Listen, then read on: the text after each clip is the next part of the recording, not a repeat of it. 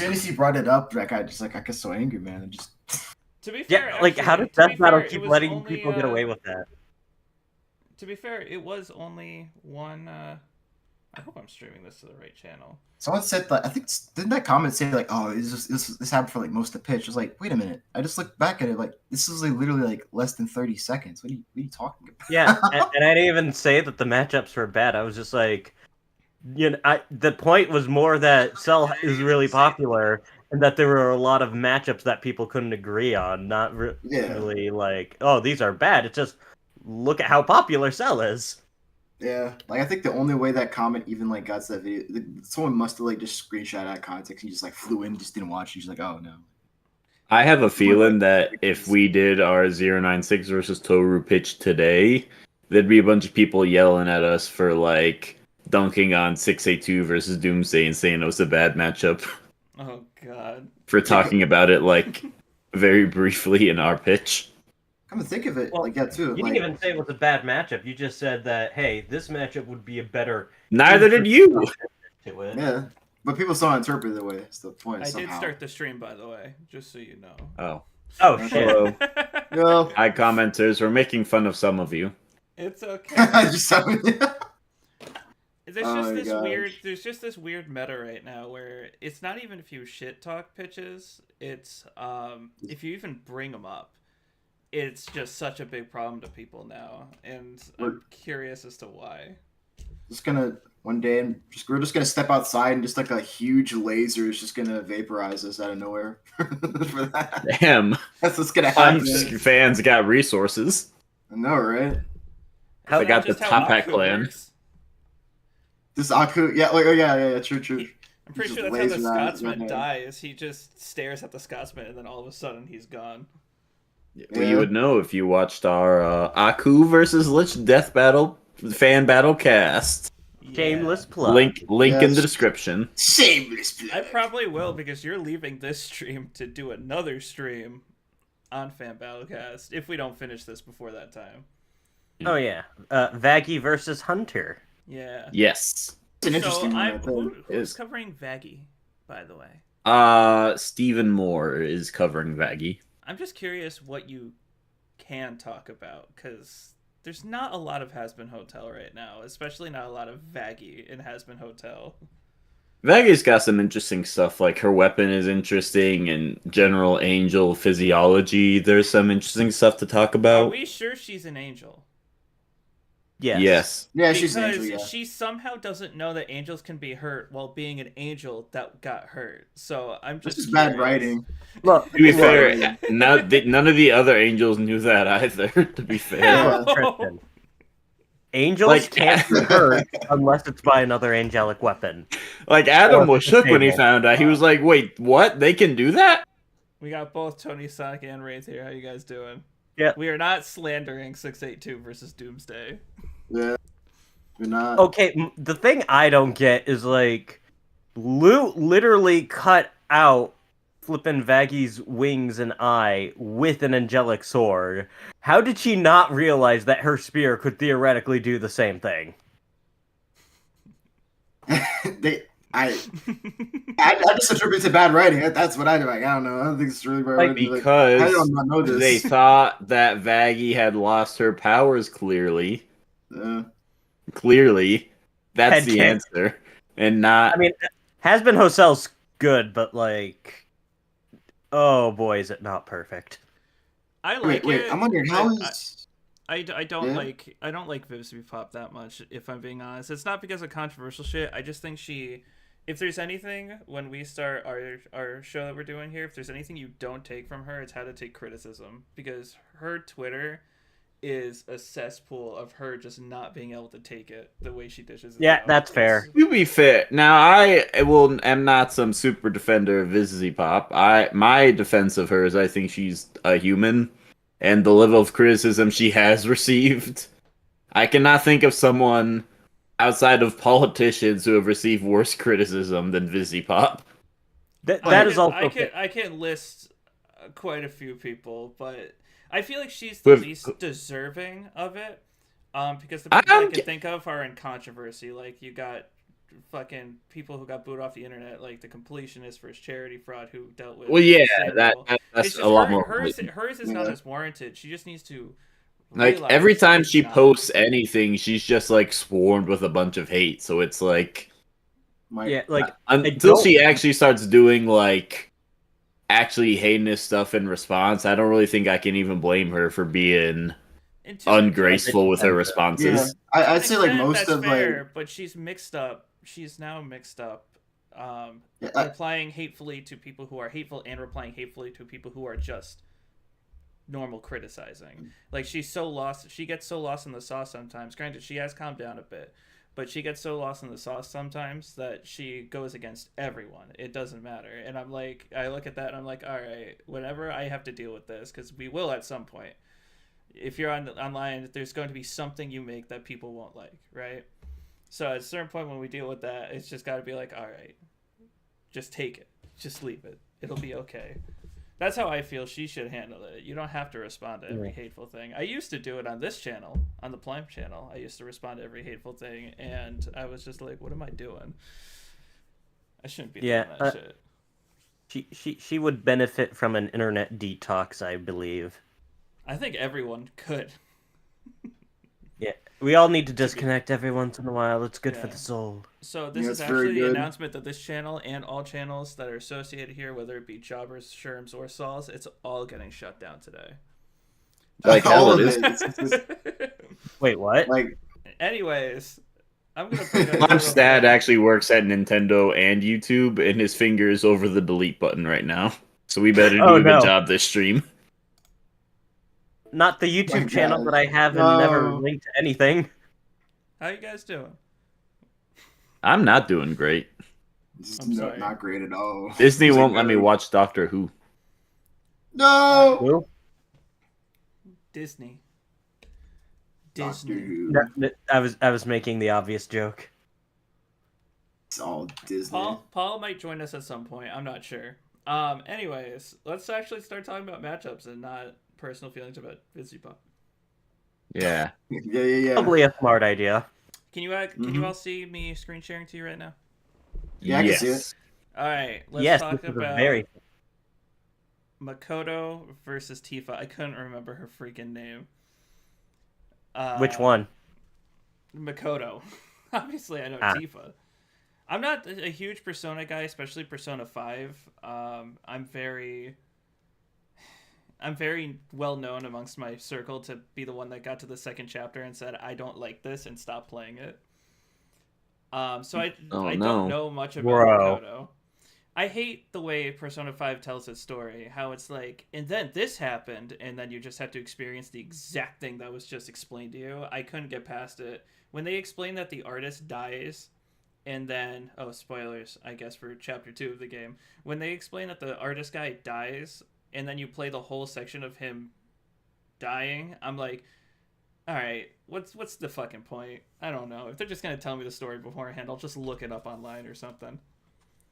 Limph is a big fan of tell, don't show. He doesn't actually like to experience the story. He just wants That's to know why the I contents and move on. That's why I love The Veil. The Veil is a indie video game made for blind people. The whole game is played through sound. You don't need any fucking visuals for that shit. It's the best game in the world. So Takes aside, Oh, hi, I'm actually a really big fan of this matchup. I think this is my preferred for both Makoto and a Tifa second run back. yeah, this gets full marks for me. I think this is great on basically every end. I basically, do I kind of. do we give Tifa her motorcycle to have a motorcycle race? Oh yeah, absolutely. Of course. Should give him that. Yes, that's a must. I do think the matchup like itself. I think it looks pretty cool. I don't know. So sadly, I know a lot more Persona than I do Final Fantasy. I mean, it'd be nice to see Tifa get brought back after like getting received because we all saw how good that was, and having a Persona like 3D fight aesthetic, going on. So that I very much appreciate that. It'd be cool. That's my take. Yeah. I Although really I like feel the bad idea of the Final Fantasy summons going up against the Persona. I think that is a really cool idea. Okay, I'm I was curious about to how you say- guys think of the argument of the Knights of the Round. Of just breaking out of the metaverse and thus bringing Makoto back to the real world and losing all her powers. That's the most common thing, because I guess, doesn't it It's a directly very say- funny idea. I question the logistics. If we're just gonna be full debate brain with this, I would question if the Knights of the Round's ability is strong enough to break out of the metaverse, because I think it has like a lot of cosmology implications. But if that does work, then I don't see why it wouldn't work to just thrust her back into the real world. Well, how do we feel? Actually, I don't think that would actually count. Because there's always the argument of how the metaverse functions, right? If Makoto is fighting with a persona, it would have to be in the metaverse, right? Yeah. Place like Avalanche, very socially, very feared group, right? So the more power Avalanche gets, is perceived as a group, the more power Tifa would technically have. But I don't think we would even try to argue or account for that if we ever did this episode. Now, I'm not a huge knowledgeable Persona guy, but from what I know, you have to know how to utilize that power in order to actually utilize it in, like, a power buff. Tifa, regardless of how, like, let's say, like, Sephiroth went to the metaverse, who was, like, the most well-renowned figure in Final Fantasy VII. Mm-hmm. I don't think even he would immediately receive a buff because he wouldn't inherently know how to utilize that additional power he would theoretically have access to. He needs to like have it like unlocked or learn how to use it in some form or fashion, I believe. See, I'd have to look Yeah, into makes that. sense. As far as I know, I'm pretty sure it's just if people perceive you a certain way, you are now seen as that way within the metaverse. If you have a gun, the more realistic the gun seems to people, the more damage it's going to do, because the more it's perceived as a real gun. You're not necessarily doing anything in the metaverse to make the gun stronger. It's just how it's perceived out in the outside world, right? I think it also depends on how you are in the metaverse in the first place, because I think there's like a version of everyone that's naturally in the metaverse, but then you can also physically enter it yourself, which is like means there's different rules depending on how you're there. No, Rand says we're very quiet, but we are very loud on my end. You know, so it's based on perception, all stuff like persona. So does that mean like if I had like total control over the cognitive realm, I could convince everyone that the Earth is flat? Yeah, so if Professor I can X trick was them. in the I can trick metaverse them. and he reached out to all brains on Earth, he would become God. Yeah, just Do I sound you better guys now? are just like, oh yeah. So anyway, Sorry. Makoto versus Tifa is pretty cool. Fist punch, fist fight, good choreography. Summon versus Persona, good choreography. I think I think there's a couple interesting options to look at the higher end scaling for Final Fantasy VII, and this is one of the good ones.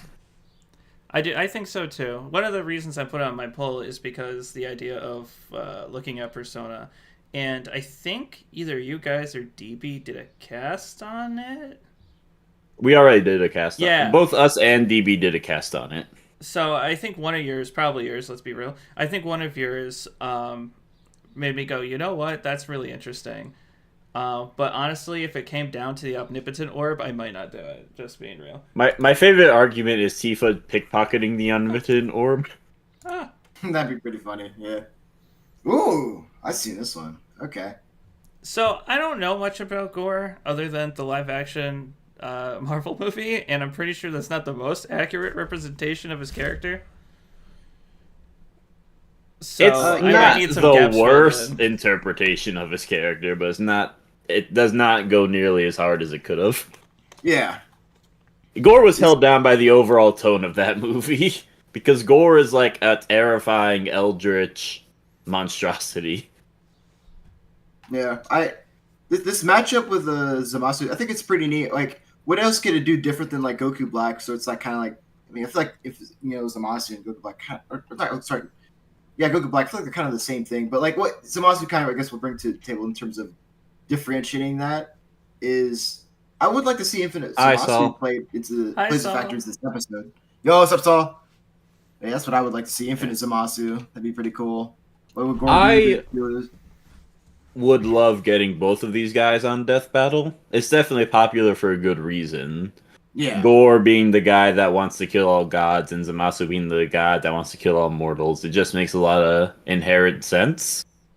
I think the biggest hassle against this matchup is, and this is like a small thing, but something that affects me particularly, is Gorr is one of Thor's strongest antagonists and continues to go stronger and stronger.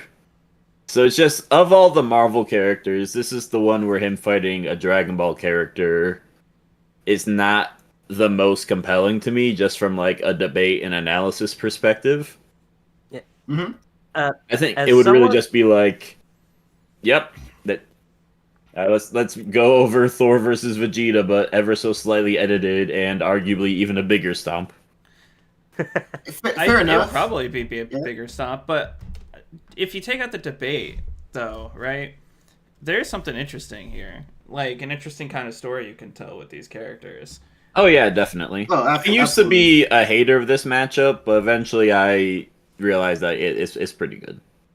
Yeah, and also I guess it makes sense because, like, well, I mean, you know, Zamasu, I guess he's the evil god here, and Gorr's like, hey, I'm actually a god. I'm gonna destroy you real quick. You know what I'm saying? So we all like to see Zamasu take an L real quick. You know, it'd be pretty cool. Yeah, he I don't want deserves it. to see Zamasu take an L. He was right. No, I'm kidding. He was right. oh, dang. We are He was okay. right all Between the along. opening and what's going on right now, we are on the verge of getting canceled. Yeah, absolutely. And we'll continue that journey. What is a Mikor matchup? That means a matchup that What? Saul likes. Oh, Mikor. Wait, meat core? I already Mikor. talked. We already talked about Daleks versus Sentinel. A Mikor. I thought you mispronounced like Meat Canyon or something. I don't know what that means. Meat Canyon Meat matchup. Canyon When are we matchup. gonna get a Meat Meat Canyon Canyon. matchup?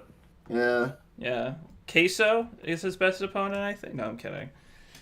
Queso. No, wait, Queso versus Aisha Speed. I think Brady actually, no, Thurwolf actually had that track there. It was funny. Now this is good. I can't shift it with my keyboard when I'm on Discord. That's so annoying. I was able to do this before when I was testing it, but it's not letting me do it now. Aww. That's annoying. Jack Sparrow versus Guybrush Ulysses Threepwood. I added that middle name because I know that game. Monkey Island is so fun. I've never played Monkey Island or seen it. I'm blind on that guy. Unfortunately. Monkey Island is a classic video game franchise. It's one of the I think it was one of the OG point and click games. I believe there's 3 of them. It's just a really funny video game. Gets a little meta sometimes, but it's just mostly like this goofy, quirky pirate going on goofy comedic adventures. I'd say this is like tonally perfect. I think like full marks on this one. I think this is the one. I think like the only competition is Jack Sparrow versus Indiana Jones is iconic, but like just in terms of like in of itself, this one's great. This is my number one for them. I am not a giant fan of Jack Sparrow versus Indiana Jones. I definitely understand what you can do with that one, but in terms of what I would like to work on more, it would definitely be this one. Exploring Monkey Island in a versus setting, I don't think has been done yet, so it'd be fun to open up that can of worms and actually scale it properly. Seems, and also time period wise, I guess it makes sense compared to like, because I really do like Jack Sparrow versus Indiana Jones. I'm kind of thinking how would the fight, I guess, work? Like, how would we set this up? Like, they're both so completely different time periods. Like, does Indiana Jones teleport to the Pirate Age? Like, what's going on? I don't. Indiana Jones is always like the movies keep trying to ground him with all the sequels, but he gets into just some wild, crazy nonsense. So just Indiana Jones just being in a pirate village wouldn't even be all that far off. Yeah, just have them meet at like try and get the same piece of treasure, and then fight ensues. Like I honestly pretty straightforward setup for those two. And they're both very cowardly, so like it would be like Hercule versus Dan, but they're not confined to an arena. Oh, okay. Oh, it would actually be kind of funny just to see like half of the fight just being both of them like getting like almost killed by traps more than each other. Like, imagine, like, yeah, that would be pretty unique. Yeah, yeah. Like, unique. Imagine both of them are like running down one of those like hallways with like the spinning, guillotine like things, and then like one of them just like pushes the other in front, not knowing that they also pushed them out of a way of another trap that hits them. Like, there's a lot of Looney Tune-esque shenanigans you can do with a scenario like that. The banter would be so good. Oh my god, the banter would be so good. I don't know who we would get for Sparrow, though, voice-wise. I feel like it's such a specific voice, you gotta do it right. I mean, I remember there was like a... If y'all ever listened to, like, I think it was Freshly Canal or Eddie FRB. Oh, like, yeah, like Freshly did Jack Sparrow versus Star-Lord. I don't think his voice is that hard to replicate. Like, I've definitely seen a good amount of people do a good job. Yeah, I'm sure to be able to find someone to do him justice. That's true. It's probably harder to find voices for people who have none than it is to find voices of intimidating someone else's. Yeah, because then you have to compare with, like, the fan expectations of what they think they sound like versus something that actually sounds reasonable. Also, do you find it funny that Sans from Undertale somehow has a canon voice by this point? Like, there's a voice everyone goes to like everyone uses a certain voice for Sans. They try to do the voice that mimics the sound of his laugh, and that's it. Every single fan product I've seen uses the same exact voice. What if Toby Fox makes a little animation of all their voices, or all of them in like a voice thing, and Sans just sounds like Jacksepticeye or something, just like something completely different than what everyone expected? That would be pretty funny. That would be funny, and it would continue the trend of Jacksepticeye being in every single fucking indie game in the world. Yeah. It needs to happen. What would be more shocking? Sans not having that voice, or Papyrus not having a Skeletor impression for his voice? Oh my god. Ooh. What even started the Skeletor shit? Because he says "nyeh" a lot, and apparently that's also a thing Skeletor does, so they just associate Funny Bone Man with other Funny Bone Man. It is an interesting phenomenon how so many people can look at this character and ascribe such similar voices to them. Yeah. That's just like something you would like analyze from like a cultural perspective. Yeah, wasn't like Sans is like a little voice motifs in Undertale where he goes like wasn't that from like Patrick or something from SpongeBob or something? Yeah, it's from like a SpongeBob Patrick sound effect. Anyway, this is the MiCore matchup. This is the matchup I submitted actually. That's a nice one. Yeah. I love this matchup. This is the matchup you submitted while the show's idea was still in its infancy before I actually had you on board to help with it. Yeah, I love this idea. I don't even know where to start. There's so many things I like about it. So what do y'all like about it? Just to say the winners of the last week, I thought it was going to be Gorr versus Zamasu because it had the lead in the beginning, but it just got edged out by Pit versus Zagreus, which I think makes sense. This week, Kara X won, and these next three are the ones that lost to it. I thought this one was going to win. It had the lead for such a long time. getting a strange lead in the last minute. Well, it wasn't the last minute. It wasn't the last minute. It was like after the first 2 days, it had started taking a lead. But for the first 2 days straight, this one did have a significant lead on the others. And it sounds interesting. Yeah. I don't know. That's Owl House? Yeah, Owl House. Owl House and Legend of Zelda. Bro, I love Majora so much. I would love to just do Majora. Dang. He's my favorite Zelda villain. Yeah, he's a great one. I wish Nintendo would lean more into non-Ganon villains because Majora's Mask, Gira him, flippin' Zan, they're all really creative stuff, and I really like matchups that kind of shed a light on the more unique Zelda characters. And I think this one is a great one for both Skull Kid and Collector too. These cosmic eldritch horrors, but also with a childlike aesthetic and almost prankster-like personalities. That you could play a lot with it, especially with their association with cosmic elements, Collector with the stars, and Majora obviously with that flippin' terrifying moon. I love how you call them eldritch horrors. Again, I don't know anything about Owl House. I did some research on this character when making the video just to give like an idea of what they can do. You call him an eldritch horror, and I'm looking at that face right now.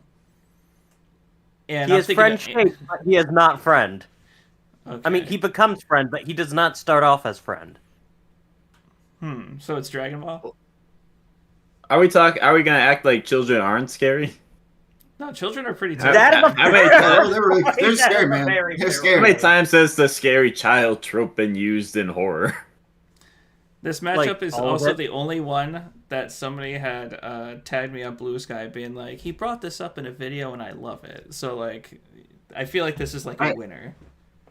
Yeah, this matchup's really pretty good. I watched House. I love the show. You know what I'm saying? With Majora's like Mask, I haven't played the game, but I've seen enough like gameplay people talk about it to get the general idea of like what Majora's Mask is all about. It's like I think it's probably one of the darkest Zelda games out there. I would say so. At least worldwide. Twilight Princess is probably a second, but that's like tone wise. Whereas this whole world, there's a lot of real dark stuff. Like it's implied that the girl that has Malon's young design from Ocarina of Time, I can't remember her name in Majora's Mask. Romani, yeah. So there's implications that her older sister knows that the moon is crashing down while the whole town is in denial about everything, all this stuff going on. Her older sister knows that the moon is crashing and they'll die, so it's implied that she gets her little sister drunk so she doesn't have to feel herself die at the last moment.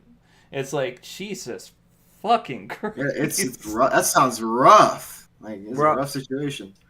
Though there's also another chapter where like I forget her name, like the Ruto equivalent.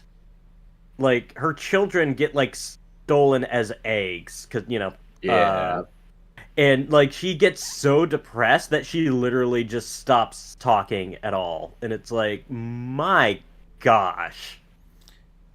Majora's Mask is a good game. You have the Goron who's like pleading for a second chance at life, even though your character can't do anything to help him out of the situation. It's like, fuck, man. Anyway, the Collector. What I want to know about this matchup is how much.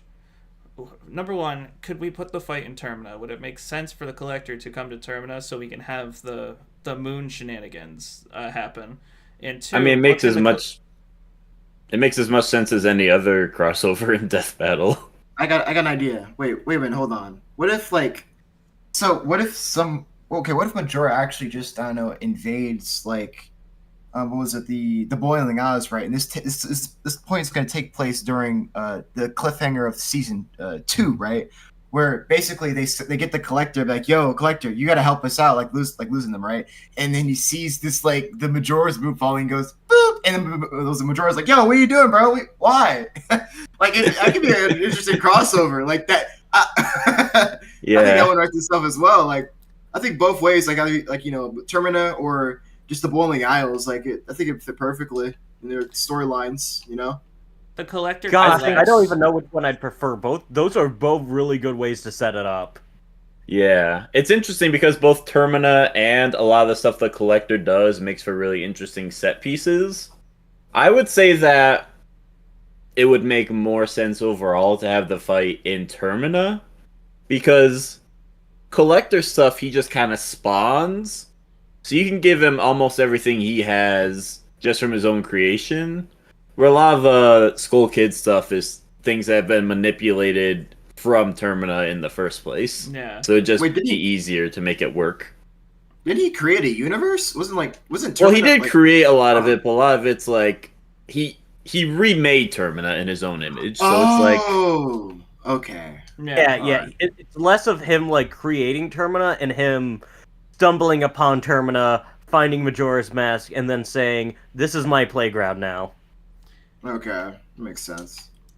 He has a little pocket dimension in the moon that I feel like if we didn't include in the fight, because think about the Collector showing up there and you see the children with the masks running around before Majora does his final stretch. It would make such a cool moment. I would like to give Collector like a character arc throughout this fight. I think it could be really cool. I have so many ideas for like what you could do with like just the story of this fight. It would be so cool. Okay, if Collector wins, Skull Kid should not die, but he should destroy Majora's Mask, and I could see the final shot just being in the moon, like the Skull Kid is like in like the moon dimension, and the Collector is just kind of does like the all you need is a friend, right? Like the thing he tried to do with Bellows, but this time it actually works. I mean, him befriending Skull Kid is fine because like Majora the Mask like discards Skull Kid like halfway through the fight. Yeah, I know, but It's like pretty easy for that to happen. I'm just pitching it just because it's like the scenario is like, oh, Skull Kid versus Collector, it's a death battle, but it's like it would be just as fitting just to kill Majora off and like make sure Skull Kid doesn't die. I think a really cool underrated aspect of this fight is having like their like mini bosses go at each other, because everyone talks about like Majora's like bosses in his fights, but people underestimate the army Collector has access to, because he does just take like the most powerful witches in the Boiling Isles and turn them into puppets that are like programmed to automatically defend him. So you could have like the residents of the Boiling Isles fight the Majora's Mask bosses, and I think that's really cool. And now our budget for That'd be this awesome. episode just went up. Sharm, why'd you make that expectation? Oh, this is I didn't know this was pitched. This one's interesting. So there is and I try to avoid alt talk, but I feel like it's obvious for Slender Man, like it's an obvious like thing in the room that people want him to fight Sadako. I think that's how you say her name, or Sadako. Yeah. Yeah, Sadako. But this, I think, would also be interesting. It's just hard for me to nail down. I get Slender Man. I know his original stories. I can figure out a canon for him. It's a little harder with, I keep wanting to call him Radiohead. Is that what his name is? The Siren Head. Siren Head. Oh. It's Well, harder there was with actually a Siren blog Head. someone made about this matchup that goes into what you would use for it. And it's actually easier to figure out Siren Head stuff than Slenderman's. Because Trevor Henderson's just one guy, so you can look at like everything he's done and extrapolate, and it's a bit easy. So if you figured out Slenderhead, then you can if you figured out Slenderman, you can figure out Siren Head pretty easily as well. It was hard for me to trudge through when I was trying to make like the video on explaining this to people to vote on. It was hard for me to find what isn't just fan-made material on the character. Like, all the fan-made stuff comes up first, and then all the real stuff, like the original creator stuff, comes up second. And I'm like, okay, time to trudge through all this shit and figure something out. I think this matchup makes a lot of sense. Both are kind of like scary, classic monsters that chase you through the woods.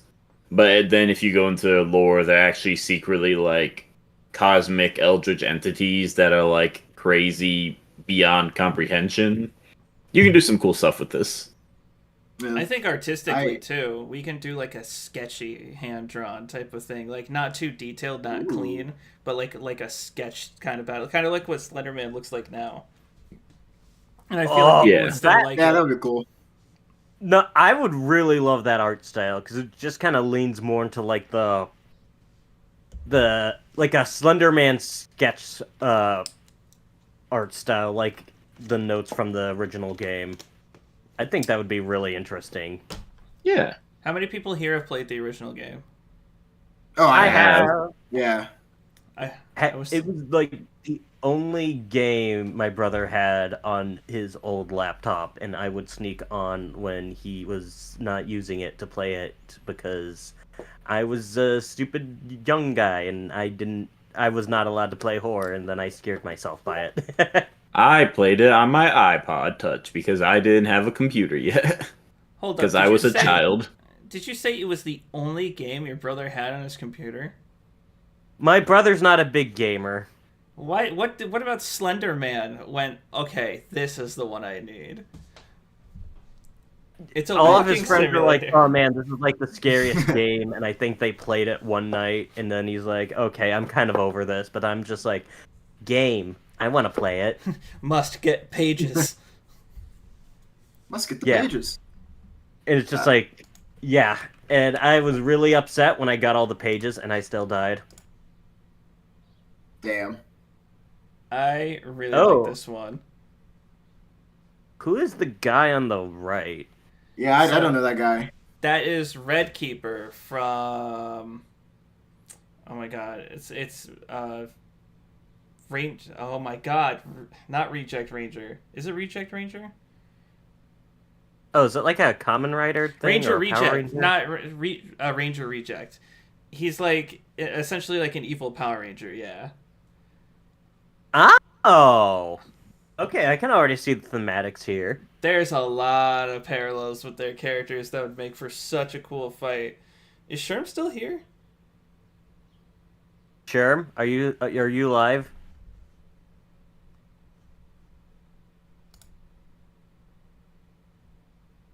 Oh, I think Sherm's gone. Anyway, there's a lot of parallels here, and because he's not like Omni-Man levels of power, it's not gonna be like a baby bitch stomped into the ground matchup like it was on Death Battle. But this is personally one of like my favorite ones out there. In terms of like this week, I think this would probably be my preferred. I'll have to look into the matchup a little bit more to see what's up with the Red Ranger guy. I'm guessing he's just evil. He's just evil, like Homelander. That's the best I can get It's from not. this. It's not precisely evil in his case. There's a lot of nuances to his character that would be a little hard to explain, but just the idea of the characters fighting and having like Superman-esque abilities, flight, laser beam eye, super strength, all that, and the other one being having all the gadgets. Like he has, of course, like the transforming, like morphing thing from the Power Rangers. He's got a sword that transforms into different things. He's got a blaster. I think he has a jetpack because he can't fly. But there's a lot of cool traits of abilities you can do here, and the baby bitch on the left would probably get very pissed off at the Ranger Reject on the right, just like making fun of him, calling him a baby and shit like that, because he's just kind of that kind of guy. Yeah, honestly, like, I'm a fan of any matchup that makes Homelander look like a whiny little toddler, so That's I'm every matchup. I'm fully supporting. Yeah, it's everyone. It's every matchup. You know Yeah, why? yeah. I could do an entire season of just Homelander getting his butt kicked, and I'd be happy with it. Damn. I mean, there is like, I think a Homelander matchup like I really like. At least my personal favorite is Homelander versus Hancock. I really like that one. Boa? No, I'm kidding. Ah, I don't yeah. know what you're talking about. Yeah, Hancock. Oh, One Piece. Ah! It's like, We got One Piece later in this very thing. By the way, yeah, One Piece. One Piece versus JoJo's later in this very thing. ooh, So you'll I think I know what it Ooh. is. I know what it is. I feel like I know what it is. I'm not Oh, sure what he's Precog. talking about, so I'm looking forward to that. Oh, is that it? No, wait. That's Jujutsu Kaisen. Ooh, I think I've seen that one. Yeah. Tengen Uzui versus Aoi Todo. Demon Slayer versus Jujutsu Kaisen, which are two of my favorite, or at least two of my current ongoing favorite anime right now. Demon Slayer, I think, just finished. Yeah, I yeah. think. Yeah. And Jujutsu Jujutsu Kaisen Kaisen is is mostly wrapping up finishing soon. soon. The manga's done for Jujutsu. It's just the anime needs to catch up. Yeah. There's a perfect setup. Do you guys know these characters at all? Yeah, I know both of them. Yeah, pretty well. I know Jujutsu. I have not watched Demon Slayer. So, the guy on the left, he's like one of the people who like helps and teaches the Tanjiro through the story. But one of the things with him is he's got multiple wives, right? And these and his three wives, they're not like he's very respectful toward them. Like he loves them more than anything in the world, right? And Todo is someone who has a very specific kind of woman that he likes, I'll say, to the point where he was supposed to exterminate Yuji, and because Yuji shared a type with him, with what he likes, he abandoned his whole mission. He was like, we're brothers now. Like, that's how much he cares about this shit. So the perfect setup is Todo coming up to him, just being like, what kind of girl do you like? None of his girls match Todo's description of what he likes. And then he's like, all right, sorry, you gotta die now. That's the perfect setup. And there's also interesting things you can do with the fight itself. Todo's whole thing is sound. Not Todo. Wow. Uzui's whole thing is sound, right? And so he hears very well. It might be not as good as punching the best like Thanos or Darkseid, but he hears very well. To the point where even if, like, I'm pretty sure there's a moment where he's, like, blinded or, like, closes his eyes. He can map out the area like sonar with his hearing. Todo does his whole ability is clapping, right? So he claps and he teleports with another object or person in the vicinity. And in my opinion, Uzui should be able to track that with his hearing, because the clap would still be reverberating sound as he teleports. So he would be able to see Todo use his technique from behind him or wherever he goes. And I think that's very interesting. Okay, I love fights that have, like, unique interactions like that in the battle themselves, where the abilities perfectly play into each other. Like, that sold me on this matchup alone, just to figure out how that dynamic would alter the fight. And the fancer. I don't know scaling, because JJK has very contentious scaling. I think it literally depends on the person. But I think Demon Slayer is generally considered weaker, but Todo would be just fighting with his hands, and Uzui would be fighting with deadly weaponry, so there is a possibility something could even out there. What if was it Tengen? He just like, sorry, did I say the character's name wrong? Is that's the Demon Slayer's character's name, right? Tengen. Okay, so like, what if near the end of the fight, Tengen actually cuts off one of Todo's hands, right? And this could be like a good callback to the whole Yuji Mayuto fight, where like, since Tengen's like basically he's just using sound to just know when, you know, whatever Todo switches, right? So when Todo does the final, like, he does another one of those claps, right? He just, with his handless hand or whatever, right? All of a sudden, Tengen just turns around, he's like, swipes at nothing. He's like, oh shit, this guy faked me out. Like, I forgot. Yeah, I cut off his hand. He can't do it anymore, right? That's where it gets him. Maybe. Well, here's the thing. Like, in the anime, there's a scene where he doesn't use his hands to clap. And us in the fan base have come to our conclusion on how he did that. Yeah. So you know what? I feel like I don't know what Gege was I don't know which to get that one. It's straight up an animation error. It's not in the manga. That scene is not in the manga at all. It's just they didn't understand his power, I think, is what happened. Okay. So I don't know. I don't think you can use that as. I would use the manga as your reference source instead of that for that case. But I just think it's funny. You hear the clap. His hands are like this. What clapped? But what clapped? So, I'm not expecting either of you guys. I had to take this from my video because I made this thumbnail and I lost it. I don't know where it is. So that's why it has a number 4 on it. And I did not feel like remaking it. Final Fantasy VIII is great. Okay? There's a reason why Ultimecia is one of my favorite characters I want to see get on the show. Quistis is from Final Fantasy VIII. She is one of the teachers that later goes and helps you on your quest. And abilities-wise, she wields a whip, so you know us degenerate gamers already love her.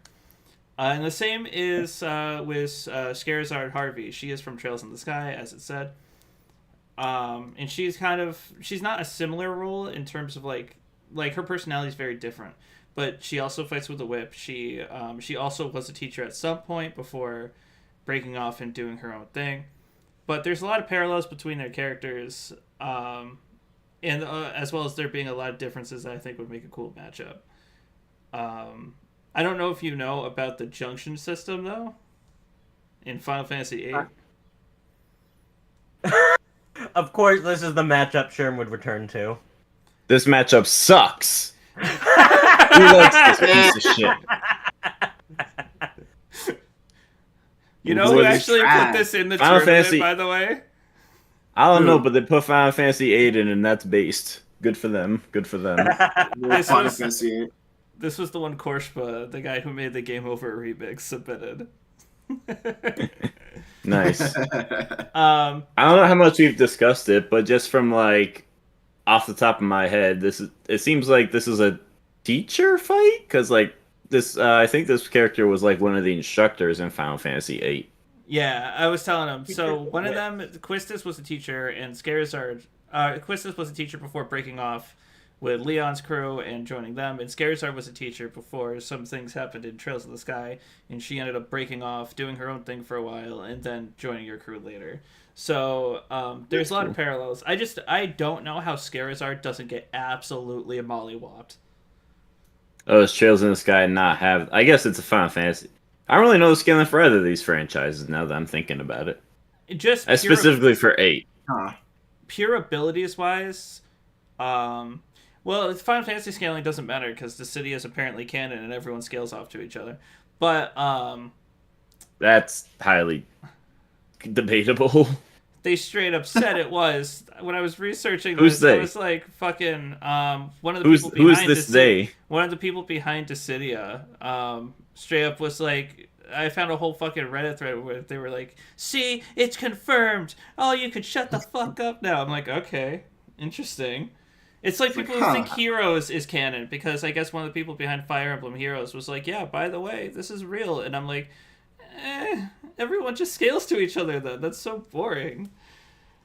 I think there's a little bit of context and a little bit of presupposition you have to do. It's like, this could be canon, but I think it requires more than just one guy saying, like, yeah, these are the same characters. You need to, like, really analyze the context and be like, are these the same characters? Is this the same story? Is this the same scaling? All that kind of stuff. If I were Yeah. to do it for Fire Emblem 2, I probably wouldn't use Dissidia and I probably wouldn't use Heroes. I would probably just go with what's in the main game and let's find supplementary material for the main game. I just Because- realized Violet is a teacher that also kind of has a whip because her sword turns into one. This is now a Who's three-way. giving all these teachers whips? I think it'd be really cool to talk about Final Fantasy VIII. I don't really know many Final Fantasy VIII matchups. If people in the chat want to drop some Final Fantasy VIII matchups for me to look into, I'd love to, because Final Fantasy VIII was a great game, and I would be down to take a look at it again. I think the Well, most Final Fantasy popular, off the top of my tiny little pea brain up here, I only know Squall versus Lightning, but I don't think that counts. Lightning from Final Final Fantasy Fantasy 13. 13. So Yes, the most popular I've because they seen do is be having Squall- Gunblades. Squall versus the main character of Persona 2 is one I see a lot. And then there's my favorite, Kaguya versus Ultimisia. It's a stomp, but you Oh, could yeah, do it if right. you wanted it. I do like that one. That's a Kaguya versus Ultimisia is a good one. That is good. It's just the problem of, like, you got the girl Yes, that who lightning. eats all of time versus the girl who might be my mom. I don't know. Anyway.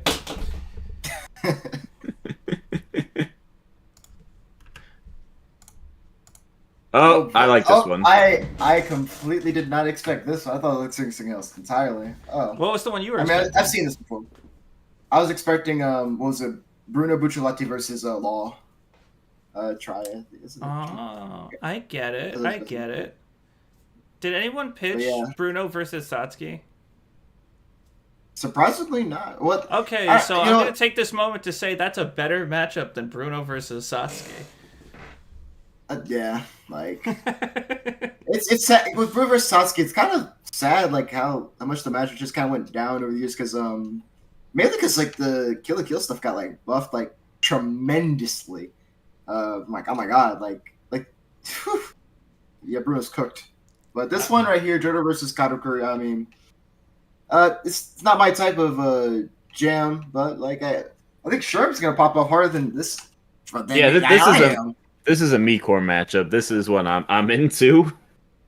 I really like Katakuri. He's one of my favorite One Piece characters, top 5, and that's saying something because One Piece has got like fucking million of them. But yeah, like this is really cool. I really like Jotaro and Katakuri. Kind of like, I think it's kind of interesting to compare like the relationship Katakuri has with his family and Jotaro has with his, and it's kind of like of all their like strange and exotic family members, they're like the stoic badass, and they're like have this like really kind of distant air to them, but they're just like down to brawl. I think it's really cool. I also like just how I think like the punch clash of like just their fists going like blurring so fast is a really easy animation comparison to make. I think like I just like this matchup for a lot of reasons. I think Jotaro's stand interacting with like hockey and One Piece speed is really cool. Yeah, I'm super into this one. This is my preferred for both. One of the things I like about it, I can't talk. Specifically, leads into Jotaro as a character, right? Because he's not just a brawler; he's very intelligent. Yeah. Somehow he's smarter than Joseph, even though Joseph was supposed to be the smart one. And when you get into the fact of how could you hurt Katakuri outside of using hockey, which Jotaro, I don't think the stand itself should be comparable. You can also use water, and I feel like there's moments you can use to lead Jotaro into believing, like, I figured it out. I can use water to hurt him now, whatever. And I don't think Katakuri can hurt Jotaro's stand. But with his, I almost called it semblance, Jesus Christ. With his ruby coated. With his devil fruit, he can turn into mochi, and he could like split off and turn into different things. So there's very creative ways he can get past that stand and get towards Jotaro. And I think with the observation hockey, he should be able to see the stand, although you could debate me on that one. Well, at the very least, the observation hockey might be able to even the gap against time stop, because he could then predict the unexpected movements within time Jotaro is doing, and, when time... Observation hockey interacting with time stop is such an interesting idea. Yeah. Yeah, like... I'm starting to really get into this matchup. I was a little surprised at first, but like after hearing everything, the connections, the unique power interactions, like I would be so down to doing this at some point. Yeah. I also like how Katakuri is a lot taller than Jotaro, but I like Jotaro's pure aura would make it look like he's a peer regardless of the height difference. Yeah, it would not matter what Katakuri did. Jotaro would just continue to just be like, and? Yeah. I like how both, like...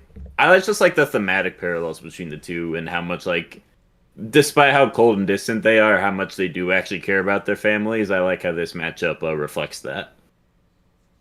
Because that's kind of, like, my favorite part about Jotaro, is that he, like, really cares. He's got, like, the anime friendship thing, but unlike every other protagonist, he, like... keeps this cool, calm demeanor about it, and I think that's really cool. They're basically bad boy tsunderes. But I don't know if I'd go that far. Maybe. Cold and abrasive on the surface, but deep down they care about their family. They're super Yeah, I cute. suppose.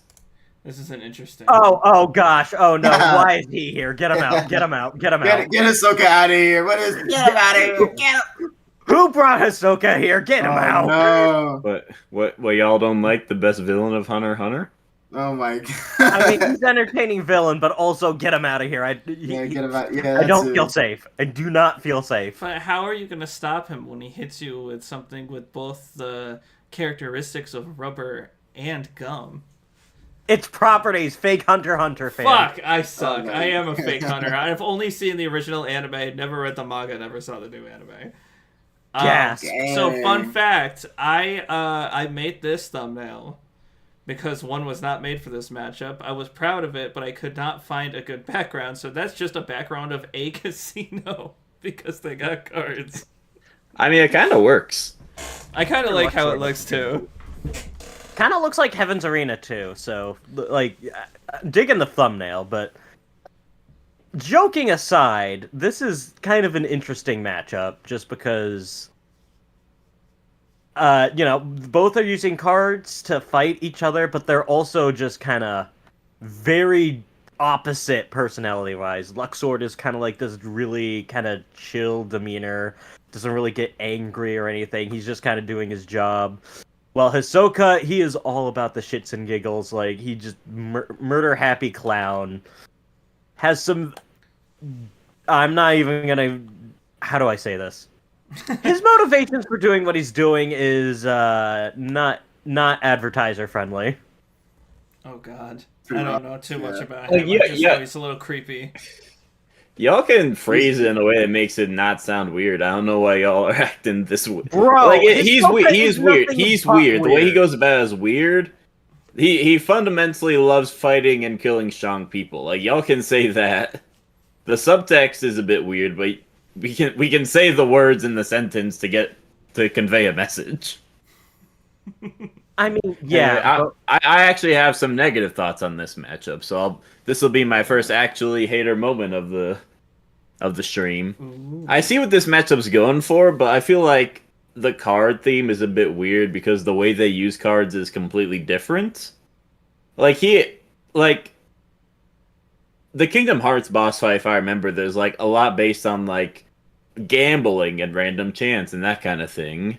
Hisoka is more of like a tricky strategist. He's not like a gambling fighting style in the same way. So I feel like the card connection is actually like incongruent.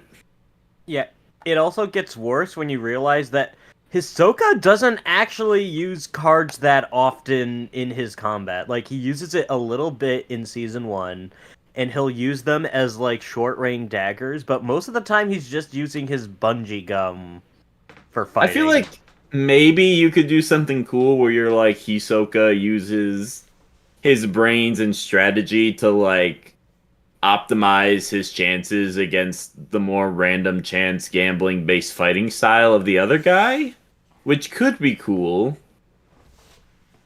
Okay, yeah, there's something here. You could do something here. Here's the reason I put it in the term, and the reason I like it in a way.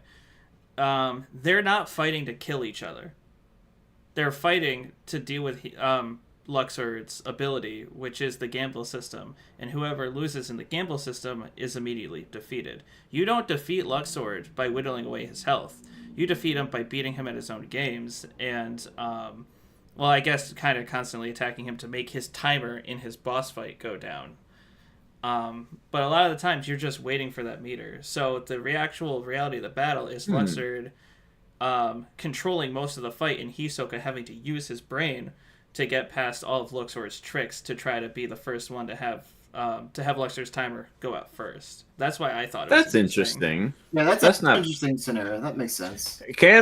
If aside from actually talking about the matchup and the cool stuff you could do with it, just from a debate perspective, could Luxord be defeated by someone way weaker than him by this logic? Like someone as strong as like a subplanetary character? I don't know how high Hunter x Hunter goes, but I just assume, because I don't know if it matters how. Here's what I would do to test that: Sora level 1 versus Sora level 99 fighting Luxord in that boss fight, right? Does his normal hits at level 1 make the timer go down in the same way as his hits from level 99? That's how I would test it. Or even level that would 60, be 80. interesting. Yeah. Also, one thing to keep in mind is that Luxord does have, like, a normal fight. He's able to fight without invoking the gambling system, as seen in, like, the 365 days co-op mode and Kingdom Hearts 3 boss fight, so... Hisoka better hope he doesn't do that. Yeah. So, like, that's true. If he's dealing with a significant weaker foe, then he doesn't necessarily have to force himself to play that game. Hisoka, when the guy picks up a rock and throws it at him and atomizes him across space and time.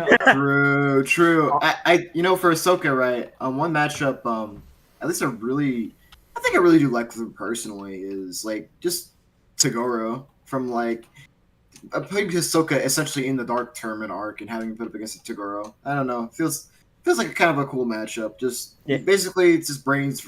Was it?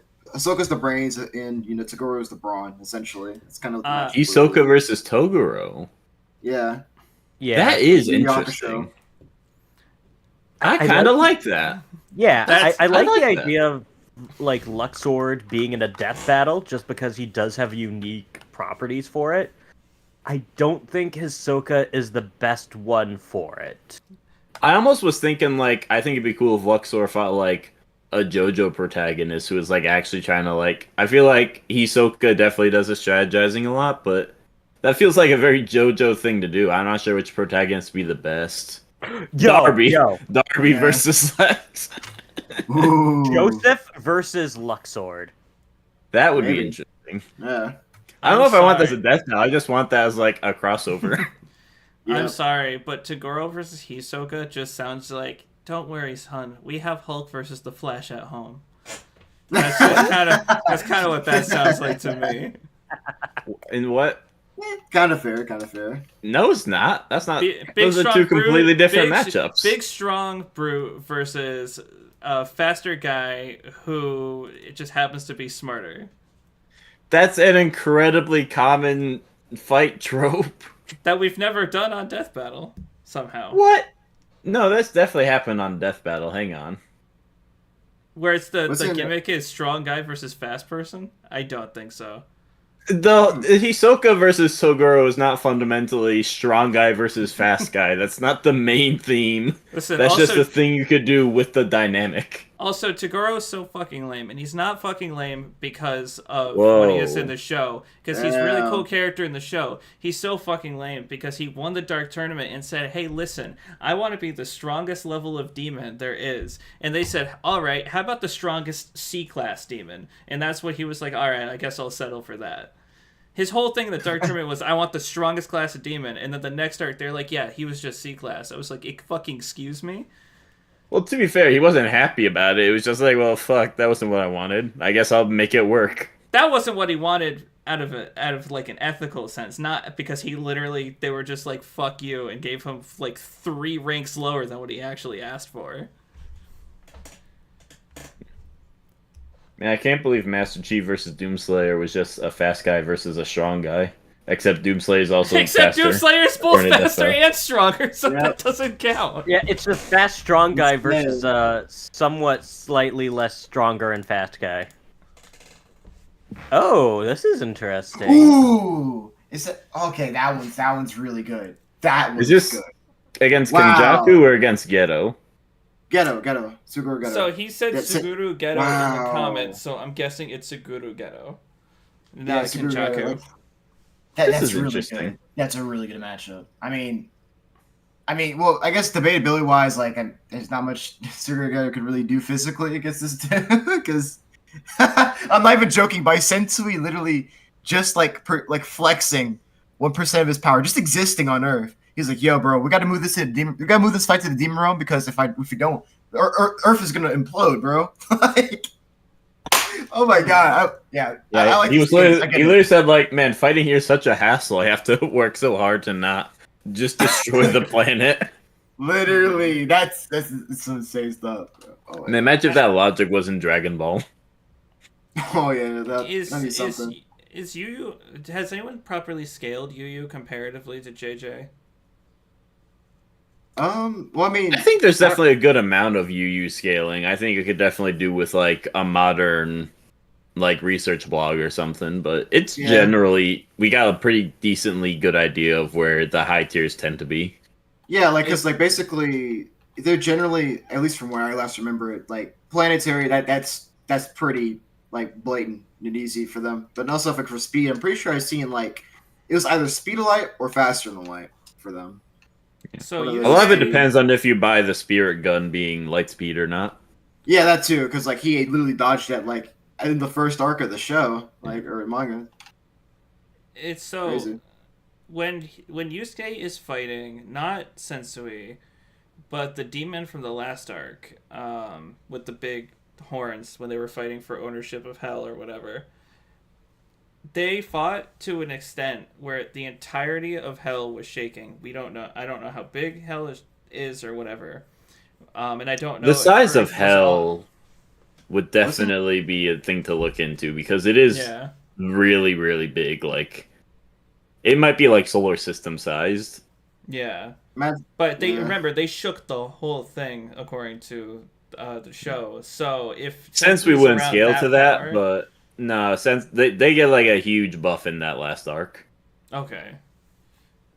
Like, Okay, yeah, 'cause he Sensui trains with literally his dad has for a like this while. thing where like I think Yusuke literally has a power up where he like literally becomes 1,000,000 times stronger to beat Sensui. It's like, all right, well, it's clearly a big jump in this next arc here. It yeah, wasn't even everyone just like jumped a, up classes. That's right. They were like, Oh, yeah, they're yeah. all now S ranks. I think the best part about like them jumping up classes, like I mean, Kuwabara, like he stays obviously stays the same, he's just a human, but like he has like Kuwabara is like the strongest like character, but also the weakest out of the group. It's like he has this dimension sword that can cut through any dimension, right? And Sensu, he's taking hits from like S class demon Hiei and like what was it? What was the other character's Kurama. name? Yeah, Kurama. He was no selling his punch. He's like, yeah, I don't even feel this shit, bro. But when Kuwabara rolled up, he's like, hold on, I don't want to get hit with that, actually. I'm not gonna get hit by that. He just dodges every time. Yeah, I'm just gonna. It's like Krillin Destructo Disc, basically. Yeah, it's like because he's like, I'm not gonna give that sword. The thing that You're always crazy. cuts Krill's Destructo Disc. The thing that will always cut through you until it didn't against Cell. Yeah, literally. Well, like Krillin wasn't in the best state of mind. Let's be real. Plus, what makes that moment even weirder is like Cell could regenerate, so like you could have easily had him like cut off a limb, like an arm or a leg, and just have Cell regenerate it. I mean, like, that makes sense there was lore no wise, reason but it for them to do Krillin wouldn't that be as dirty. cool. That would be Yeah. funny as fuck, though, to have Krillin just take off his head, and he's just like, the fuck? Oh, like okay. If you cut off Cell's head, would he regenerate from the neck down or from the chest up? Whichever he wants. Yeah, whichever he wants. Maybe both. You know- Now there's two Cells, bitches. Oh no, but I mean, he more can't on, do that. I swear to Yeah, Dende, maybe. we won't jump you. True, we won't jump. But, like, but more on like a Sensui, like and Sugurageto connection wise, like because they're both like extremely tragic characters where like they have like this upbringing of let's say Sensui being the first spirit detective and like Sugurageto being like one of the first people at Jujutsu Tech, right? Where he's like he's not like he's basically one of the strongest, right? He's with Gojo, right? He's before Gojo like became actually the strongest. Those two were the strongest at the time before it just became Gojo, right? When he evolved. But the idea that essentially what really changed them was that like the people that they were fighting for, because they what was it, curses, demons, they just said, oh, they're just evil. It's like they saw it as black and white, and then they just saw like, no, wait, like why are these, like for example for Suguru, like why are these like people clapping that they just murdered this girl, like this human girl, right? Because she's gonna become like a vessel to basically keep like harmonize like the the curse world or whatever, like some avatar shit, and they were just clapping. He's like, bro, like, and then he's seen, what was it, them like caging some like I don't know, curse user girls or whatever. It was crazy. And he's like, you know what, fuck that. I'm gonna like go on a warpath on like humanity, right? Similar with good old like Sensui, where like he just saw like humans doing the most like abhorrent things to like just demons in a sense. Like he was like, whoa, and that Yeah. broke him. Like it's so hard that he developed like multiple personalities, and seeing these two like interacting, it would be really cool to see. And it's especially tragic how both of them kind of like went out. Where like Geto he dies in that Jujutsu like Zero movie to Yuta, right? And Gojo like basically Mercy kills him. And then what was it with Sensui? Like he dies. Not really. He didn't really die in the hands of Yusuke, but his demon father, right? And at the end of the day, that's what Sensui wanted, because he got killed by someone who's both man and demon. That's what he wanted at the end of the day, and that fulfilled him, right? What's But yeah, really I don't know. interesting I really like about I keep wanting to call him Kenchaku. Fuck, what's his name? Ghetto. Geto, yeah, Suguru Geto. What's really interesting about Suguru Geto and that scene you're talking about is that Geto was the one who told Gojo that he shouldn't kill everyone because it's not right, only to have it flip, because Gojo was the one that was like, I can end them all like this, and Geto was like, no, we're better than that, we can't do that. And then throughout seeing horrors every single time, he just got worse and worse. Well, Gojo took the his advice of you can't do that, and he took it to heart, and every single thing he did, he was like, I gotta prevent this now, instead of regretting that it happened. And so they went through completely different paths at the same time. Although I don't think Yu Yu Hakusho guy has a similar foil like that. I think it's just him. What is it Yeah, called? it's Isn't just- it like a VHS tape or something? Like it's like the black. It's chapter black. Chapter black. Chapter Yes, Black. that's Yeah. called. Yeah, where it's like the all of humanity's like greatest, like all the evils they've done, like since humanity's done since their existence, right? And what happens to the chapter black, right, is that like he gets a hold of it. He's like, this guy's like, all right, you got a hold of it. What are you gonna do with it now, or whatever? And he just decides to just destroy it. And I think it was Karma was shocked about that. Like, I'm surprised you didn't look at it. He's like, I'm not gonna look at that shit, bro. I'm good. I'm good. Death Battle, the Chapter Black versus Junko's Despair video. Let's go. Yeah, let's I'm go. sold. I think this matchup sounds sick. I'll adopt as my best for both. This seems super cool. Thematically, yeah. It's just JJK gets. Does Geto have a win con? I mean, I don't know if his abilities are strong enough like, to even really affect someone that powerful. nah, realistically, he doesn't have a win con. It's gonna happen is just like Sensu's just gonna flex. He's just gonna flex all of his win cons away. Like Uzumaki, shoot the thing, and then like Sensu's like, I'm gonna have to use like 1% of my power. Earth like fucking almost implodes as like Uzumaki's destroyed, and like Geto's like, what's going on? When Alright. Sensui dons the sacred energy armor, I think it's GG, honestly, and I don't think Geto has a way to get past it. But Yeah. you could. It sounds probably really still cool do something regardless, cool. though. Yeah. Yeah. I guess like one more thing before I move on is like I think it'd be pretty funny. I guess fight interaction ideas like maybe because Sensui he's all about he's mostly about throwing kicks, right? That's his fighting style. So like, what if he just uses like one of like Geto's curses that he just pulls out like as a soccer ball or whatever? He starts playing soccer. That'd be pretty cool. That would be cool, One yeah. of his attacks is literally a soccer ball, so that makes sense. Yeah. So moving on, we got Luis from Metaphor. Luis? Oh, Luis, the anime. And Edelgard from Fire Emblem Three Houses. I don't know how much you guys know these characters. I know nothing. I mean, I know enough to familiar know with it's fake. Edelgard, not Luis. You This know is, enough to know it's fake? What did you say? I said peak. Oh, peak. Peak. I was like, I know enough to know it's fake. I'm like, I didn't make this up. Fake. It's a fake This matchup. character on the left isn't actually a real person. Someone just drew this. It's an OC. Yeah. But get this OC matchup out of here. What is Yeah. this? Oh gosh, I think we scared him. No, I needed another water. It's dry in here. Yeah, but this matchup's really good. It's the best for both. Really thematic, great fight potential. Like, I think most people who even know what this matchup is know it's just genuinely really, really good. I think there's ways you can look at. I think they did the same thing with Dimitri, where they kind of like looked at all of his different routes and came to a conclusion on different things based on all of them instead of just picking his canon route. And if you pick one of her routes, not her canon route, one of her side routes, she has a demonic form just like Luis does, and that would be really cool to animate, in my opinion. Mm. Oh, I could see that being very fun. I don't know if you've seen Luis's demon form, but that shit's crazy. Yeah. Okay, I have to look this up now. You look at Luis. Edelgard and you're like, okay, how the fuck would she fight that? But then she has her own demon form. It's not nearly as big, but it's still very powerful. Yeah. Able to tank those continental spears head on. What show is this guy from? It's a game. He's from a video game. Yeah, Metaphor Refantasio.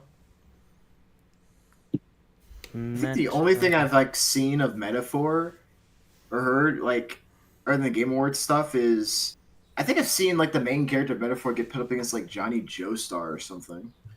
So that's all I know from what I've seen. I know nothing of Metaphor. I looked up Lewis, whatever his name is. I think you could tell a really compelling story. I like the idea of them having like their armies and like a standoff, and like they like right before like a big battle starts, like they both go up to talking to each other as like the final like, before we fight, you really sure we want to do this? and like they kind of like have like a discussion on like which of them is like more in the right and try to talk the other down briefly before the fight starts. I think that'd be cool. Oh yeah, they would be on the moral opposite ends. Even though they're both monstrous, they would be morally against each other. I think I say in my video that I think it would be cool to have all their armies fighting each other and have the fight start not with them attacking each other, but with them attacking the armies, eventually leading to each other. Like, have a scale of showing how many people are actually here, how many people get slaughtered before the main fight starts, and then have, while they're fighting in the main fight, have people getting slaughtered left and right beside them. God, I love slaughtering people. I think it would be cool to just have them interact, because I feel like the dialogue's very natural. Like, I imagine this would use, like, one of the more heroic versions of Edelgard, and so it'd kind of be like Edelgard trying to, like, help him in the same way that Byleth was able to help her, but meanwhile, like, he's trying to, like, bring Edelgard to his side and, like, try to convince her that he's got the right idea of how to go about saving the world, and I think just that alone would be really cool. Even if you used Edelgard's evil side, I still think that idea works really well. Their ideals are just so different, no matter if she's on the good side or the bad side, that there's so many ways you could just take it, you know what I mean? Like, there's so much potential. Like, if we do this fight and then somebody else does this fight, it would be completely different. Yeah. I'd be super down to do this fight one day. Seems like a cool fight. No. But what's going on? Whoa, we're speedrunning. My thing broke, hold on. Hey, Amori! Look at that. We landed on the good one, it's alright. My thing broke. Oh, Amori. I just got spoiled, I think. I know. It's okay. Where do you see Amori? Alright. We're on Amori, right? Is this your desktop? Oh, yeah, we're looking at you're seeing my desktop right now, that's why. I think your desktop just spoiled me. No, so that's so I have two pieces of fan art as my desktop background that I guess I'll show the stream right now so they can see it. And it alternates. So while I'm setting this up, you might see it change to the same picture, but they're in their kid forms. Okay. Kid forms. From when they're in the Dream World. Dream World, yeah. I'm still not even fully sure what the Dream World is, but there's a character in pink hair that I don't recognize. I guess I'll be seeing them soon. That's fun. Yeah. Okay, hold on. Don't worry about it. Like this is nothing. I'll fix this. Don't worry. I just need to. We should, since we've seen this, we gotta talk about. Does he have a shirt with his own face on it? Yes. Yeah. All right then. They all talk do. about two like Amori matchups now. Now we've seen that. We have to. Amori versus Matter is really good. Makoto versus Tifa. So Makoto versus Tifa, I think it's a pretty good matchup. It's pretty peak. There we go. No, I fucked up again. Everything Can you not go back? No, because the way I have it set up right now, I'm an idiot. There we go. Okay, now don't click it. Max versus the Conductor. Mid. Fuck. Moving on. Get fucked. This is fun and you know it. Yeah, that's cool. I don't know much about either of them, but it sounds fun. Could you imagine I spent all this time trying to fix everything and everyone's just like, this fucking sucks. Move on to the next one. I'm like, move on to the next one. They're asking I'm about... not the biggest fan of this one, but I kind of see it. I don't know, like... Would the Conductor also have, like, the flippin' off detective crows with him? I imagine so. They're in the thumbnail. Yeah, I guess I'm just not seeing the connections because, like, the Conductor is, like, a movie producer, and I'm not really familiar with, like, the other one. So, like, what are the connections here?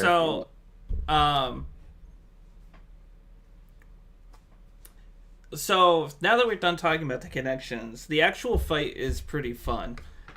Wait. There are no So, it's really hard. Sam and Max are... The reason I added this is because I can picture the fight, right?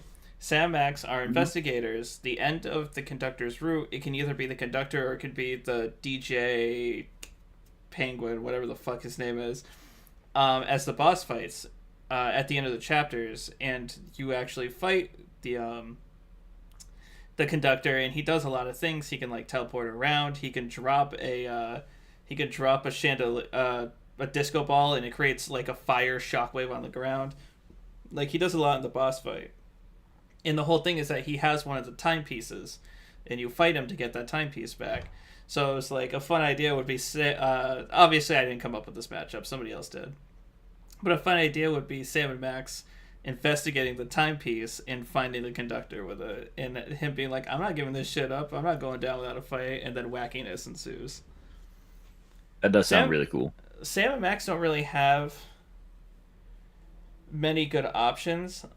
Singularly, yes, but together, no. And I feel like if you include like the investigation like penguins you see over here and all that, you can have like a really fun like banter, dialogue, and overall choreography.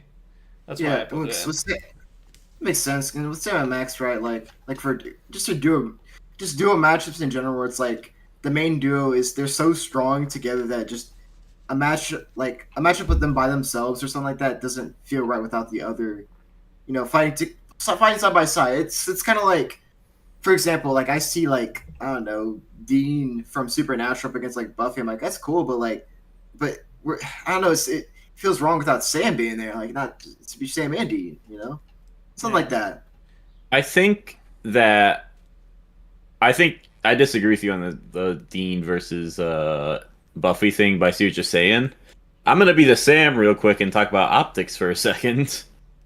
Sam and Max are infinitely more iconic as a duo. It's like Ian and Anthony. Yeah. It's like someone looking at like, oh, who's Sam? Who's Max? I don't know. Sam and Max. Oh, that's who you're talking about. Like, if we're talking like what we want to happen as a death battle, them being on a duo is gonna be way more likely just from a sake of optics than either one of them getting a solo matchup. Yeah. Like, I could see Sam and Max versus DJ Grooves and the Conductor, since there is a Death Wish version of the boss fight where they both fight you at once. That would be kind of cool, actually, yeah. Yeah, but I do think there are probably better matchups for Sam and Max out there. I will say, I can't agree with Jobber on one thing, and that's because I want to do Dexter versus Kazooie really bad, with the whole purpose being what can they do outside of their iconic duo. Okay, which harms Dexter more than it harms Kazooie. Well, yeah, Dexter, I get you though. That poor Kazooie. Dexter has a super form. So does Kazooie. Oh, does never mind then. I retract my statement. Kazooie turns into a dragon. Oh. And they end up Banjo-Tooie. Every day. Banjo-Tooie. I like the names of some of these games. Banjo-Kazooie, Tooie. Dexter has some stuff he can do, but I don't know if they consider the Dark Form canon in the Death Battle, so I don't know if that game is canon. I'm not sure. I'm not even gonna lie. When you said they did ignore Lost Frontier, except for Jack's side of Lost Frontier. It would be really weird to not give it to him if you're gonna do a Daxter death battle to use his most combat useful thing. All he really does with it is like pick things up and spin. He doesn't actually do that much with his form. In that case, then what's the harm of including it? Like, well, that's true. No, you're right. You're right. I could just do it. He's spitting. He's spitting. What? That's how he's spitting. He's spitting. My house is closed, sir. Round and round. Dunban versus Baiken is really cool. We could kind of speedrun. I've now talked about this like 3 times. I mean, I think it's really cool. I think Dunban's one of the coolest characters from the first Xenoblade to bring on. Baiken's one of the cool Guilty Gear characters. I think it's interesting. I think you can argue similar high ends, low ends. I think Baiken just wins. I think Baiken just wins no matter what. But regardless, I think it's really cool. Good matchup. Should happen. You say Dunban is one of the coolest characters, right? From Xenoblade 1, yeah. Yeah, okay. So how much do you know about Xenoblade 1? I know enough. What other Sorry, character are you I trying to had hype up to? no. I'm saying any other character. I'm calling out Sherm because in the cast he was like, "Oh, I don't really know that much about Xenoblade." So I'm like, did he do a lot of research before after the cast ended, or is he making shit up? It's true. He is one of the coolest characters. He's better. All right, than I'll that... just stop talking, I guess. He's better than that. I won't have any commentary anymore on this thing you invited me on to commentate on.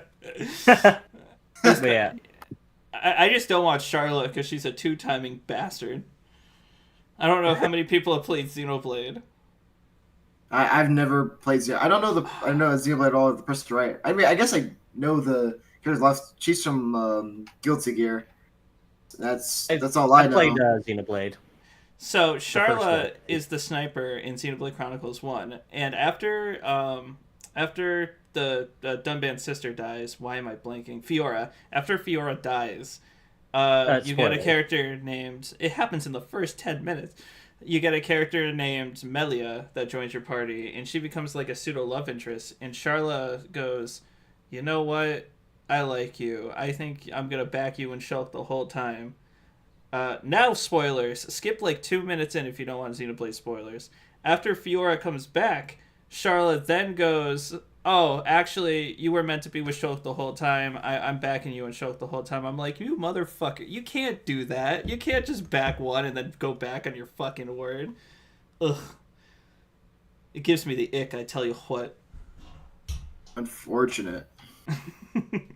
Anyways, stupid rambling aside, this is a cool matchup. Yeah, I like the angle of like one-armed swordsmen who both give up their dead set revenge arcs in order to protect the ones they truly love. There's a lot of thematics you could do with this one. I dig it.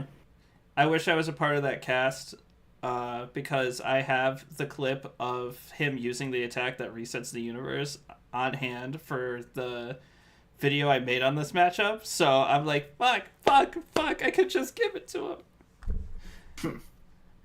Anyways, let's move on. And I think this is the last one. Chris versus... I don't know who that is.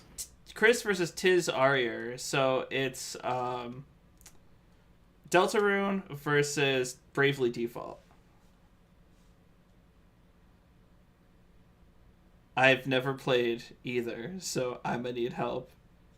Default 2 is really good. I've only seen gameplay of Deltarune, but never played it, unfortunately. I don't know the character list at all. I was gonna say, I promise I won't make fun of you anymore, Sherm. Please help me. No, I don't want to comment unless I come from a really strong source of knowledge.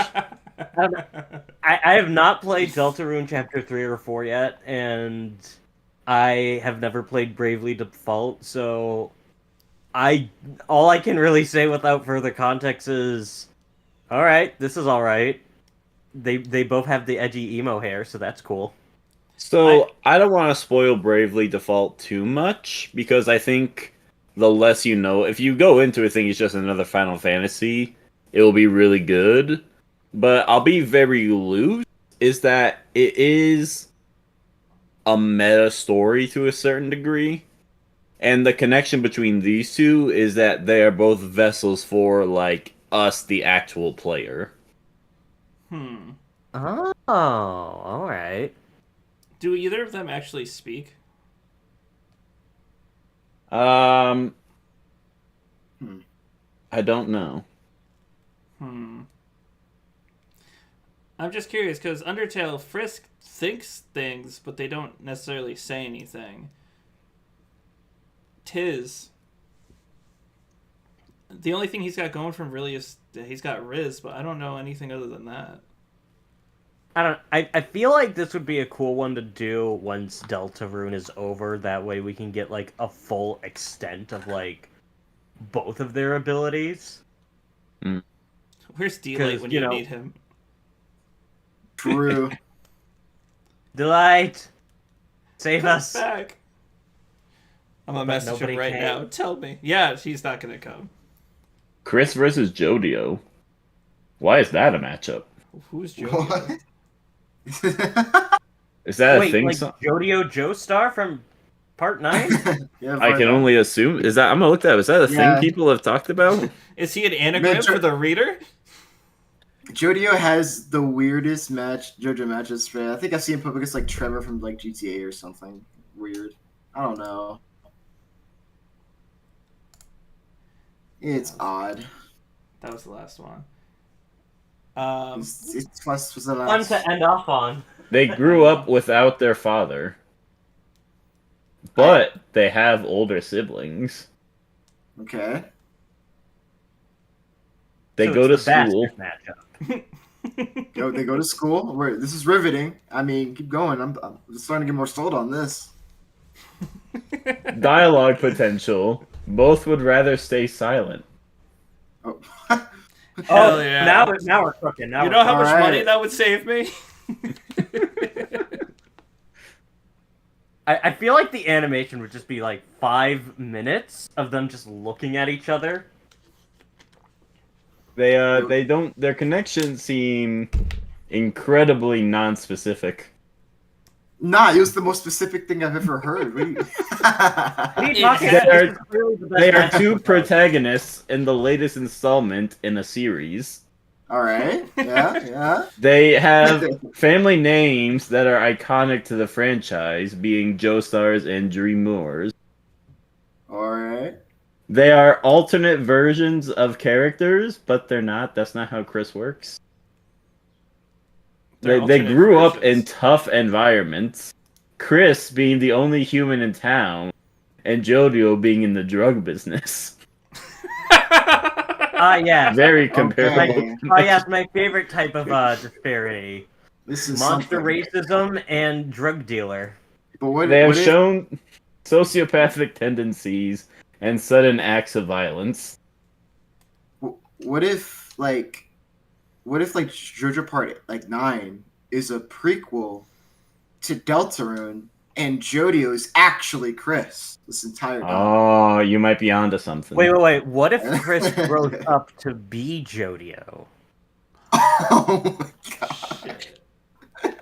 Wait. Here's the This best is the connection. prequel from before Chris gets adopted by the Dreamers. They have a rare power that most people lack, and has to do with a person's spirit, stands, and determination. That's a crazy comparison. They usually have their eyes covered by their hair, very important. Okay. They embark on an adventure.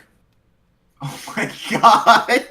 That describes like 99% of like media protagonists.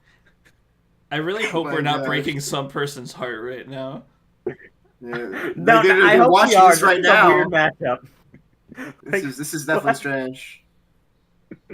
My younger brother Well, had that- asked me one time, what is the worst death battle matchup you've ever heard? And my go-to answer whenever I get that question is usually Carnage versus Darth Maul. Carnage But- versus Darth Maul. But it might be tied. It might have a tie now. I still don't think that's a real matchup. I think that this is a joke matchup, but it's just a bad joke is the problem. That's I mean, I don't know. Probably.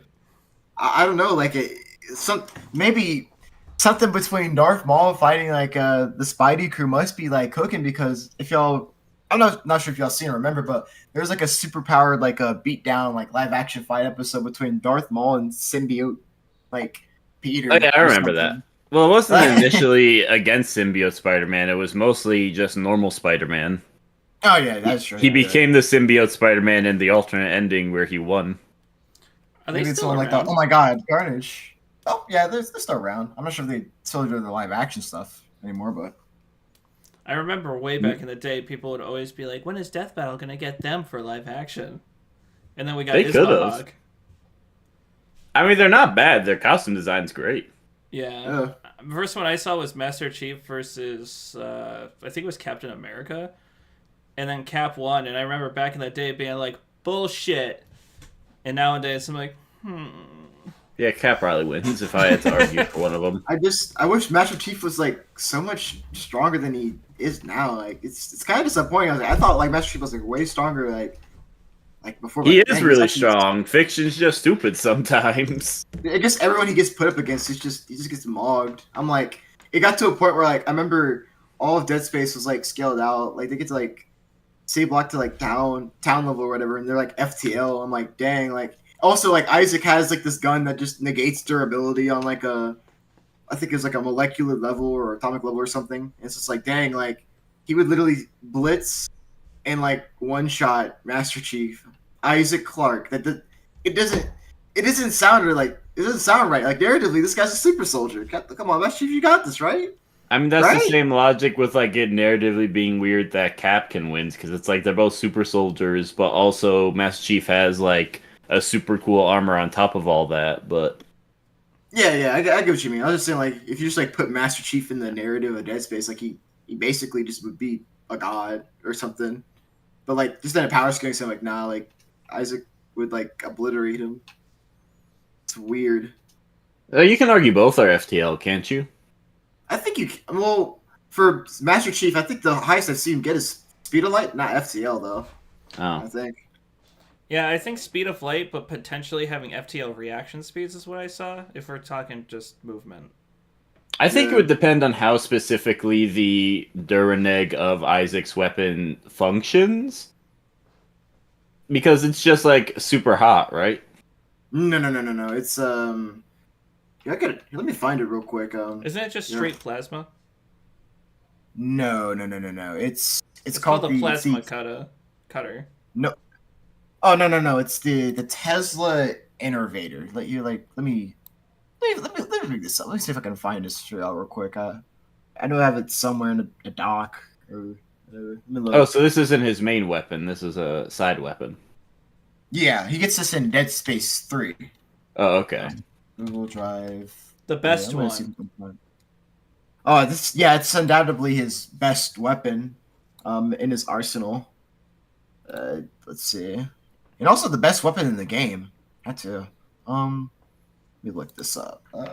Watch it be the Well, if weakest weapon, like versus debating wise. It's just the best weapon in the game because it mows down enemies. But then you look at it, it's like, wow, you got planet level plasma cutter and you got fucking building level, fucking big ass whatever gun you're talking While we're about. talking about Yeah, Dead I think- Rising, Dead Dead Rising? Space. Dead Space is what I meant. What? I'm always saying about Dead Oh, Dead Rising Space. and Oh, Dead Dead Space. Space. All right, like in the thing about the weapons. Actually, the best part about the Tesla innovator, yeah, that's what it's called, right? Well, it's Isaac's best weapon, right? Like the only matchup, like it's the most popular one. The weapon's basically useless against Gordon Freeman. He just like resists it. That's crazy. But That's funny. basically, okay, so here I'll give you all like the description for it. Okay, here I found it. There we go. Okay, so. Summer colonies, scientists developed the innovator from an overdriven focus coil to humanely eliminate dangerous specimens. The innovator delivers a precision blast, causing instantaneous electrocution and molecular destabilization in the target. Right? In test subjects, death was instantaneous. So that's what happens. This guy basically just negates you. It's gonna like shut off his organs via electricity. It's molecular destabilization. It's just like it's basically pulling apart your molecules and like it's just destroying them molecular level. Basically, that's what it's doing. But how is that like? Is it transferred via like a bolt of electricity or something? Yes. Because energy shields don't have any molecules to disrupt; they're just energy. Yeah. So like if you had an energy shield, yeah, sure, that's fine. But like if it hits like his like armor or something like that, like without its shields, then he's like basically cooked essentially. So yeah, Like, Isaac would have to like punch through the energy shield before hitting him with the molecular fuck up ray. Yeah, like basically when gun hits you. I would argue for you- Chief in that cast. Yeah. Yo, hey, we should do that. Yo, that'd be The most random matchup that no one cares about. That would be awesome. Like, yeah, The so, matchup like, you've all been waiting for. he's like, we've got a super soldier up against an engineer. That's what we got, bro.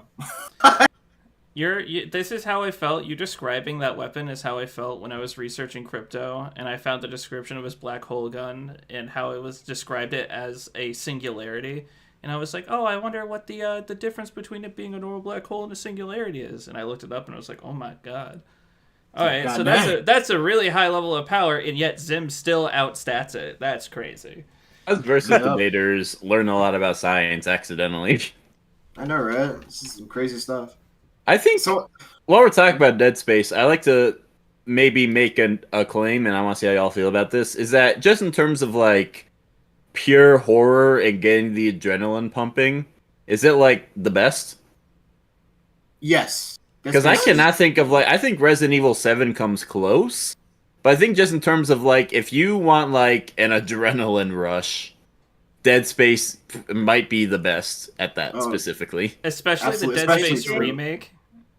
Oh yeah. From what I hear, the original Dead Space is like the best as far as a horror one, but the sequels lean more into action. Like they're still good games, but if you're looking for like the horror experience, the first one's going to be your best bet. I think that's kind of why I think I look favorably upon like the first one specifically, because I think it's the best of what it's unique at. Whereas while the other games have better quality of life features, it just kind of becomes a point where its identity becomes a little less special. Well, It's the because like quality if of I want like a life- really fun action game, Dead Space isn't going to be my go-to. yeah, Fair like enough. the quality of life stuff sounds good at the surface, but it works against the horror environment it's trying to create. So it's just kind of lost a little bit of its identity, I suppose. Yeah. I will say, I played Resi 7 in VR, and that was scarier than Dead Space. So, Well, have you played Dead Space in VR? No, I have not. Is that a thing? There we go. That it should be. That would be horrifying. So Get on that, Sony. We got Sherm for 10 minutes. And before we finish today, because I think we should 10 minutes of playtime. I know. I think we should all stop this stream at 3 and go straight over to Fan Battlecast and watch Vaggie versus Hunter from Owl House. Hunter from Our House. It's happening right after this stream ends. While we're here, I did want to discuss something because the show we're working on, if everything goes right, that's cute, is 4 months away from releasing, right? And I wanted to go over, because someone had asked me, is it going to be like Death Battle? Like, what are you going to follow their metrics and their systems, whatever? And I kind of wanted to just do a brief little talk about what everyone thinks about some of the ideas we've had. Like how I say, we don't need to necessarily follow it as just a death fight. It can be, other things. Like, what if we want to do one that's a race, like Wipeout versus F-Zero, something like that. So I was curious to ask you guys before we ended this, like, what do you guys want from the show? Do you want something like Death Battle, or do you want something that's a little different in certain ways? I want to turn. I should have prepped you guys with this question beforehand.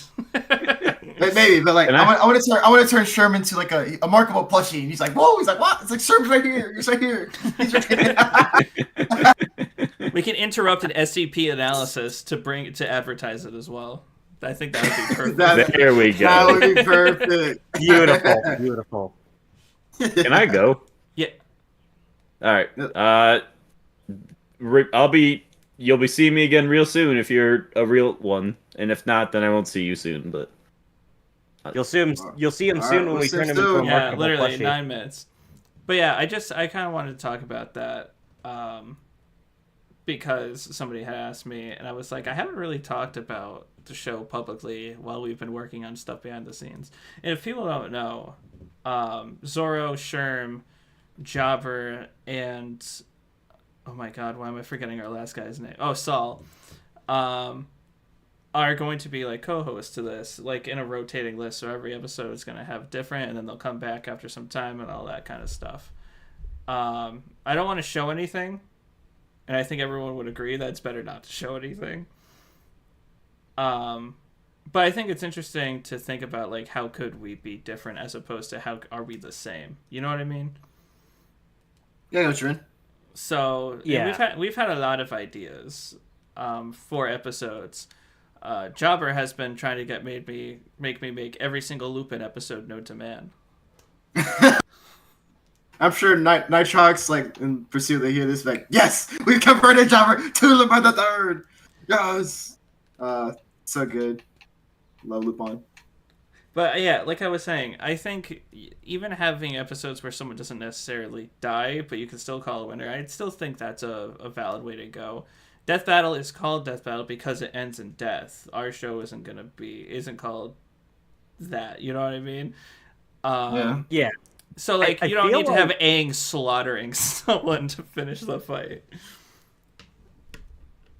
Yeah. Like what? we could definitely. I feel like the majority of it should stay on like the versus debates, just because that's fun. But I would love like to deviate. Like I know one matchup that I never could think of a good death battle, like how it would play out, but would be really cool. Is like Phoenix Wright versus like Makoto from Danganronpa. Like they are. It'd be really cool to see them interact, but I think like okay, but neither of them fight. It'd just be like two dudes punching each other. Like, but like seeing them like trying to like debate on like putting one on like just putting them in a courtroom setting. That would be a really interesting like fight that you couldn't really do in Death Battle. So I think it really does open the doors for like unique character or like I don't want to say yeah, they would be interesting battles that you would not be able to replicate in a death battle environment.